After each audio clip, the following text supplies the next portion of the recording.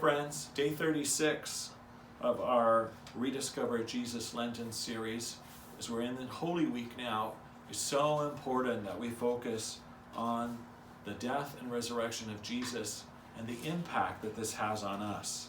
Today it's all about the biggest lie. Lies suck the life out of our joys. Yesterday, Matthew challenged us to really focus on the complete joy that can only come from Jesus. Think of the joy of the resurrection and our desire to celebrate Easter, to move outside this dryness of Lent into the great majesty and the feeling that we have for the tomb is empty and Christ is risen. But before we focus on that, we need to deal with the fears and the brokenness that can be often an obstacle for us in our spiritual journey. God invites us to a total surrender, that if we truly believe that He has our best interest in mind, then I need to let go and let God. Think about how the lies about Christianity affect how we think and act. Often they are a result of ignorance.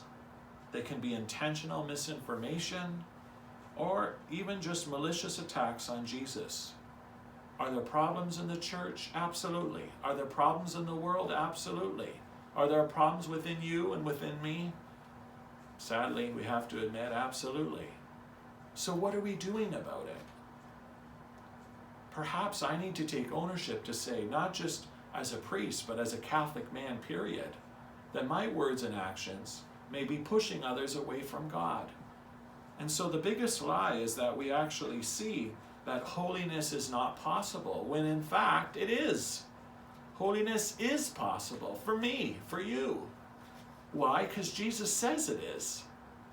And so if He can transform the apostles and turn them into holy people, if He can transform even the greatest sinner to be a holy person, then we too can be transformed. That we too can be saints. That's what we're called to be. To live holy lives here on earth so that we can live holiness in heaven too. I want to be called a righteous person. I know you want to be called a righteous person. Otherwise, why would you be listening to this series right now? Not just because Father Rico said so, but you see how beautiful this experience of coming to know Jesus more has been in your spiritual life, and certainly in mine too. So this greatest lie, friends, that holiness is not possible. Matthew asks you the question, do you believe that holiness is possible for you?